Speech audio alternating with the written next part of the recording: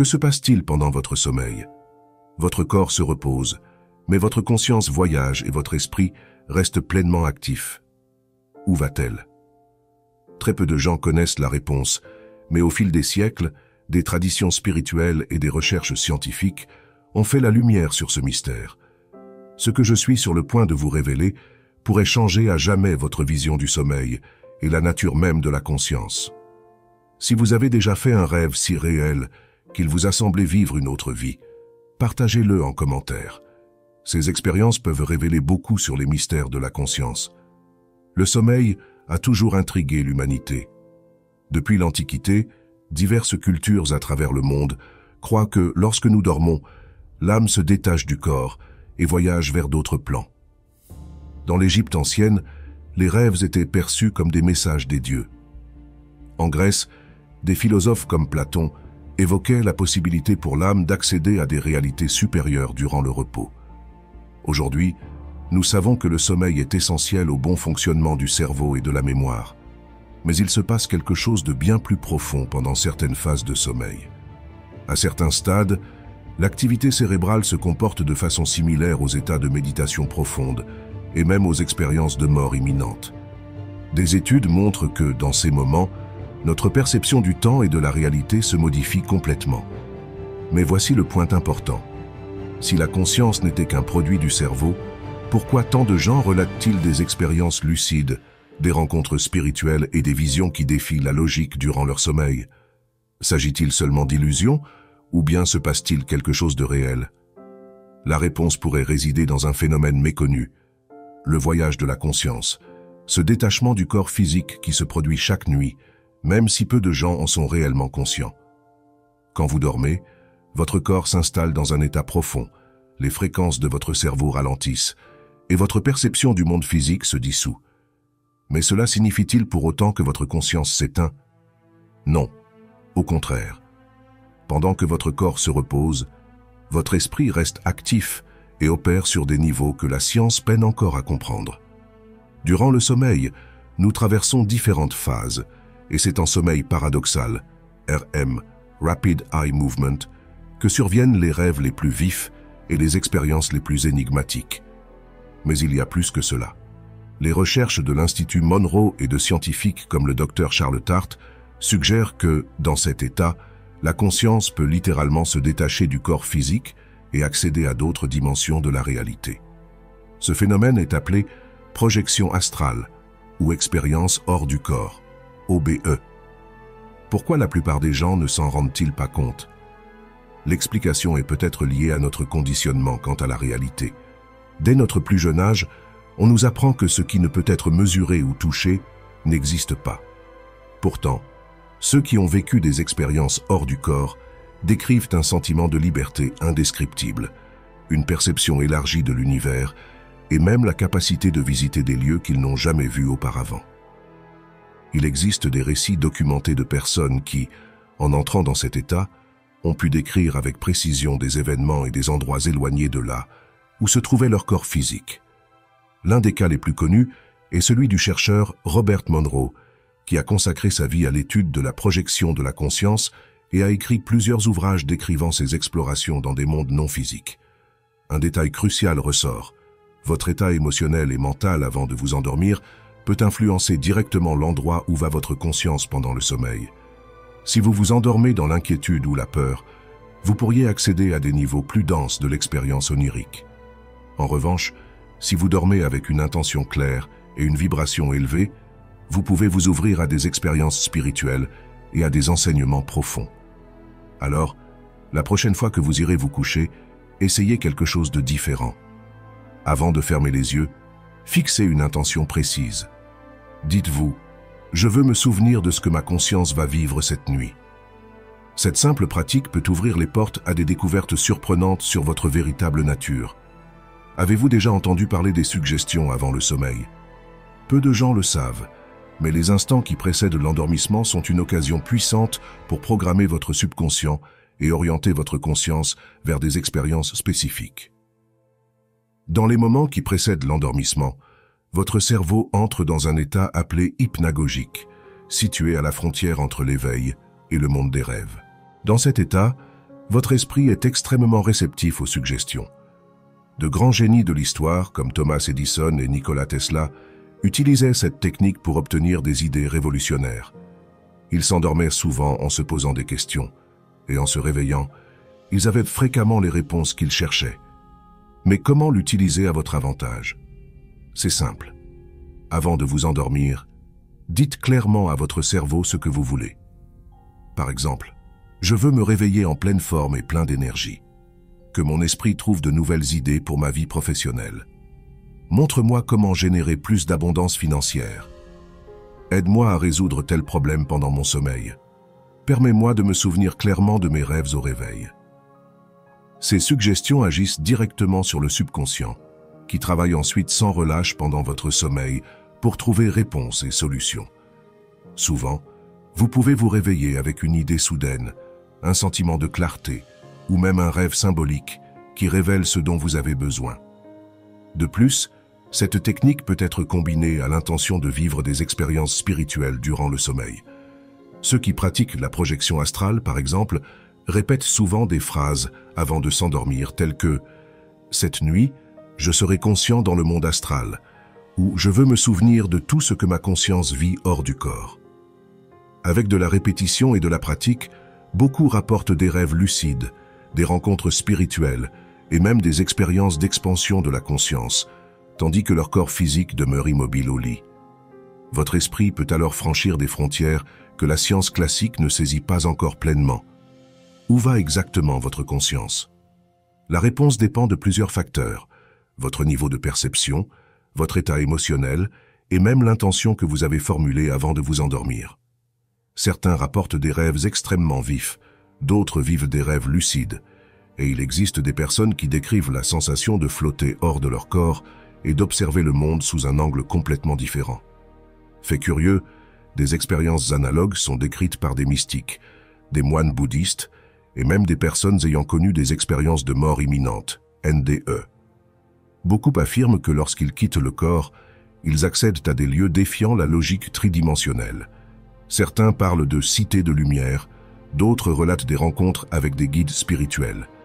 D'autres encore décrivent des dimensions où le temps et l'espace fonctionnent de façon entièrement différente. Mais comment distinguer un voyage de la conscience d'un simple rêve? Certaines preuves sont intrigantes. Des personnes ayant fait une expérience hors du corps ont pu décrire avec précision des lieux qu'elles n'avaient jamais visités physiquement, ce qui laisse penser qu'il se passe quelque chose de véritablement concret. En outre, la physique quantique suggère que la conscience pourrait ne pas se limiter au cerveau. Le neurochirurgien Dr Eben Alexander, après avoir vécu une NDE profonde, a déclaré que ce qu'il avait expérimenté de l'autre côté était plus réel que sa vie éveillée. Cela nous amène à nous poser la question suivante. Pendant le sommeil, accédons-nous à des réalités parallèles, à des dimensions supérieures, ou ne s'agit-il que de fragments de notre propre esprit? La réponse pourrait bien se trouver dans les rêves. Beaucoup d'entre eux ne sont pas de simples créations du cerveau, mais plutôt des enregistrements de nos voyages à travers le cosmos. Avant de poursuivre, je souhaite savoir si vous aimeriez en apprendre davantage sur les réalités parallèles. Si oui, laissez un commentaire disant « Je veux en savoir plus sur les réalités parallèles ». Ainsi, nous pourrons vous proposer une vidéo exclusive pour dévoiler les mystères de ces mondes cachés et vous montrer comment votre conscience peut y accéder. N'oubliez pas de vous abonner à la chaîne et d'activer les notifications pour ne rien manquer. Les rêves, considérés comme des messages de l'inconscient, ont toujours fasciné diverses cultures et traditions spirituelles. Pour Freud, ils représentaient l'expression de l'inconscient, révélant des désirs refoulés. Pour Carl Gustav Jung, les rêves étaient une porte vers l'inconscient collectif, où se manifestent des symboles et des archétypes universels guidant notre parcours personnel. De nombreuses personnes font des rêves qui ressemblent à de véritables expériences hors du corps, à des rencontres avec des entités spirituelles ou à des aperçus de l'avenir.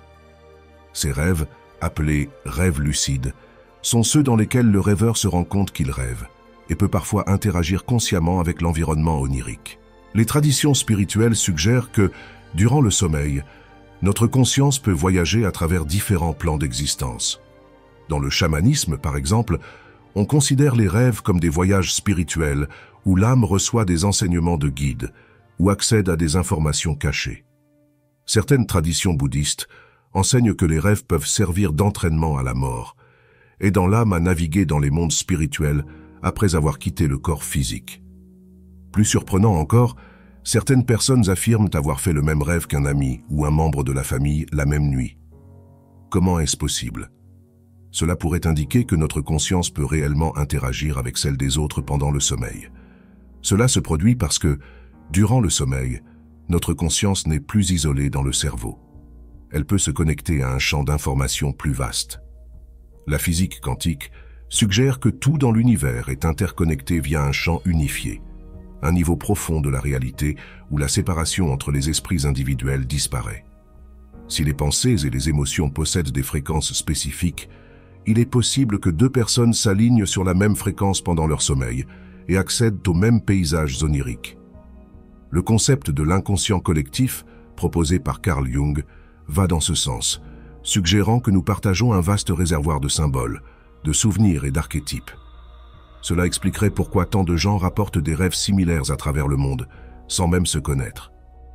Dans des états de sommeil profond, notre esprit peut accéder à cette base de données universelles, permettant à des rêves partagés de se produire.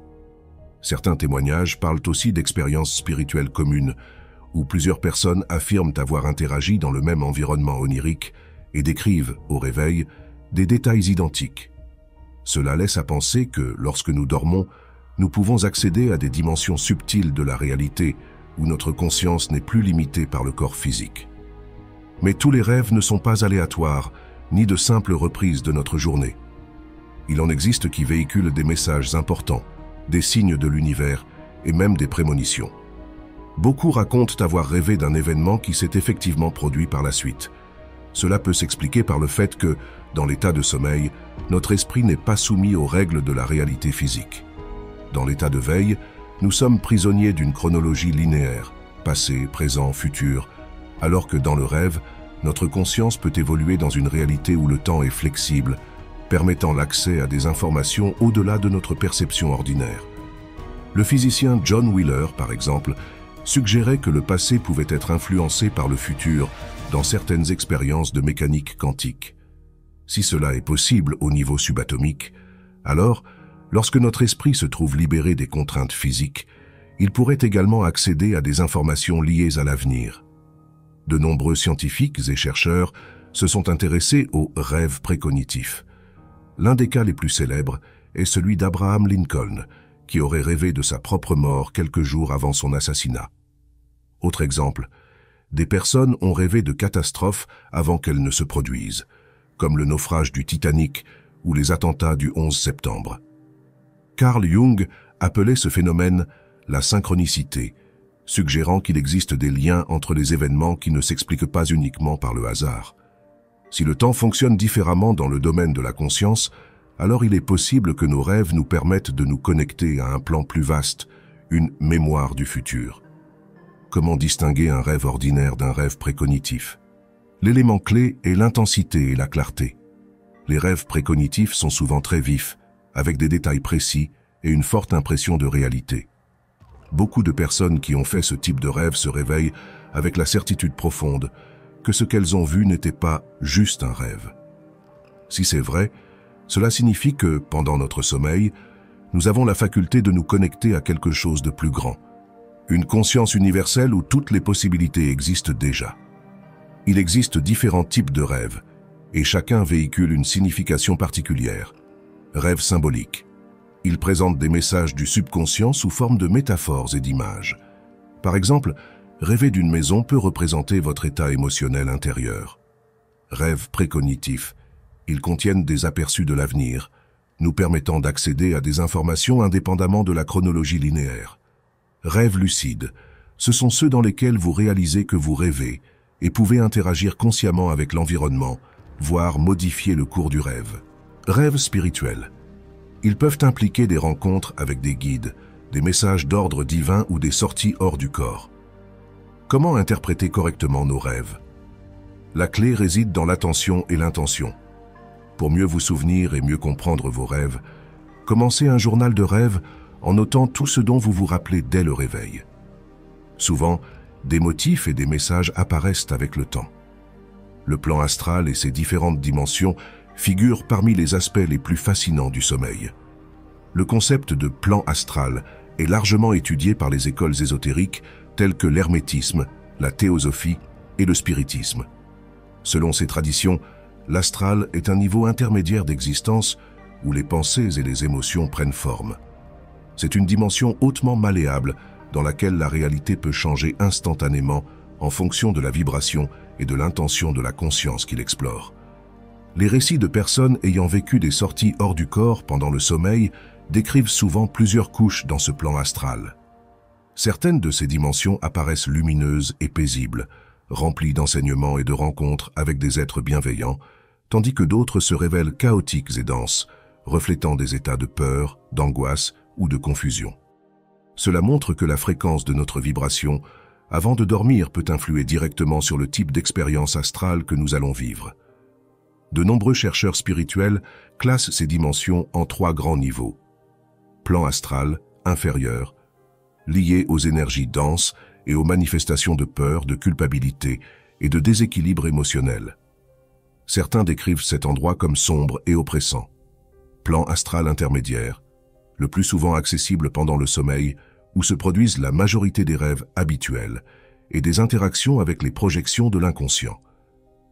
Plan astral supérieur, associé à des états de conscience plus élevés, où se déroulent des rencontres avec des mentors spirituels, des apprentissages et des expériences d'expansion profonde de l'esprit. Les études sur la projection astrale indiquent que, durant leur sommeil, certaines personnes accèdent à ces plans spontanément, tandis que d'autres peuvent apprendre à s'y rendre consciemment grâce à des techniques spécifiques, comme l'induction de rêves lucides ou la pratique de la pleine conscience avant de s'endormir. Les rencontres spirituelles durant le sommeil constituent l'une des expériences les plus mystérieuses et les plus transformatrices. Nombreux sont ceux qui affirment rêver de présence de lumière, de mentors spirituels, de proches décédés, voire de personnes toujours en vie. S'agit-il simplement d'une construction mentale ou d'une interaction réelle avec d'autres consciences? La réponse pourrait se trouver dans la nature même du plan astral, hautement malléable, réactif à nos intentions et à nos fréquences vibratoires. Si, durant le sommeil, notre conscience se libère partiellement des limites du monde physique, alors il serait possible que ces rencontres spirituelles soient bien réelles. De nombreux témoignages rapportent que ces rencontres se produisent spontanément, mais qu'elles peuvent aussi être provoquées volontairement. Des gens ayant perdu un être cher racontent souvent l'avoir revu en rêve, avec un grand réalisme et des messages qui, une fois réveillés, prennent tout leur sens et leur apportent du réconfort. Pour certains, il peut s'agir d'un simple mécanisme psychologique lié au deuil, mais il existe des cas troublants où des informations méconnues sont transmises durant ces rencontres, suggérant qu'il s'agit bien d'expériences objectives. Un autre type fréquent de rencontres spirituelles implique des sessions d'apprentissage. Certaines traditions ésotériques soutiennent que, durant le sommeil, on peut être emmené dans de véritables écoles spirituelles pour recevoir des enseignements sur l'évolution, la conscience ou l'univers. Il y a des récits de personnes qui se réveillent en se souvenant de notions ou de concepts qu'elles n'avaient jamais étudiés auparavant, puis découvrent ultérieurement que ces enseignements figurent dans des textes sacrés ou des traditions anciennes. Pour avoir plus de contrôle sur ces rencontres, il suffit de formuler clairement votre intention avant de vous endormir. Ce soir, je veux rencontrer mon guide spirituel et me souvenir de cette expérience au réveil. Gardez un carnet à portée de main et dès que vous vous réveillez, notez tout. Les cauchemars sont l'un des phénomènes les plus intrigants du sommeil et leur origine va bien au-delà du simple reflet du stress quotidien. Ils peuvent servir de messages symboliques de l'inconscient, d'alertes émotionnelles, ou encore témoigner d'expériences dans des dimensions plus denses de la réalité astrale. Pourquoi surviennent-ils? Pouvons-nous les contrôler? Les études en neurosciences montrent que le cerveau continue de traiter les émotions durant le sommeil, en organisant les souvenirs et en essayant de donner un sens à ce que nous ressentons.